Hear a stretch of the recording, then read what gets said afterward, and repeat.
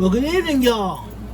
Time to update on the Malta fascillatus cichlid tank. These are the Maltese, smallest cichlid in the world. This is the African cichlid from Lake Tanganyika. Those that wondered. By the way, thanks for being here. Hopefully you can enjoy this. And I got a dwarf water lily. What they said it is, but it's just a regular water lily. You can see in the background.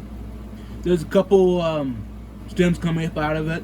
It's continuing to grow. Of course, the cichlids are definitely hurting the thriving of it, but it is growing, which is awesome. When I started off with this tank, there was about 8 Maltese in the tank. Like you can see, there's more than 8 in there now. It's been going now, is it a year and a half, this tank? I used dry rock, or I guess you call it live rock in saltwater world. This is dry rock, but it's covered in algae and detritus, a lot of nutrients. There are shells in the bottom. I don't know if you can see it too well, but there's a lot of shells for the Maltese to hide and to breed. This is an awesome setup. You can see there is some algae on the glass. A couple of days ago, before I did an update on it, this whole glass was totally covered in algae. Like you can see here in the corner, right here, that was on the whole glass, the whole front. And I decided to let it go and see what would happen, And when I cleaned the glass off, the algae off the glass, I was amazed how much of a difference everything was.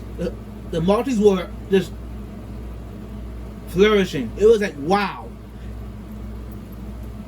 You can see there's a lot of males in there up front. The bigger ones are the males, and the smaller, you see the small. One thing I like about these fish are the blue eyes. Very distinctive. I don't know if you can see too well in the video, but yeah. There is some females in there holding as we're talking right now, which is amazing. That's a good sign. If your fish are breeding, that's a good sign. Things are okay.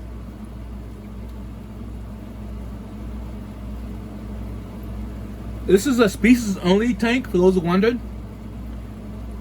Maltese are the only cichlids in here.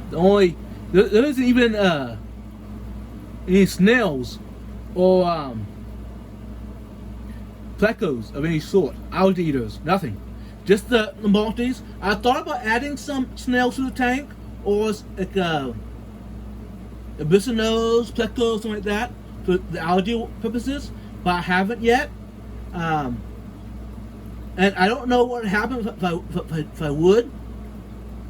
It might mess the whole system up, since they've been thriving for the past while. Now, some people will tell me, Vibes, this is an ugly tank, bro. Why even put it on YouTube? But I tell you what, hey, this is the ecosystem. I feed them occasionally.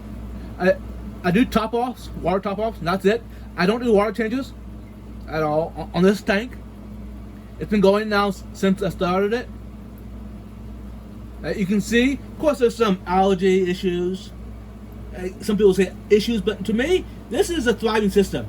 This is how nature will look like. It's not going to look like crystal clear water, crystal clear sand, all that. What you call it, aquascape world. This is just a nice, beautiful ecosystem. This is not a biotope at all. This is just an ecosystem. The sand at the bottom, regulate sand. There's lots of shells for them to hide in. There's a water lily, some driftwood. I'm using a tidal, cichlid tidal on the back, hang-on back filter for the filtration system. I do have an air stone in the back just for added oxygen to the tank, which I try to keep all my tanks with at least 2 sources of oxygen at all times. That way, if one fails, I don't have the whole tank die off. You know what I'm saying? So, tip of the day: add 2 sources of oxygen to all your tanks. That way, if one fails, at least the fish will get oxygen.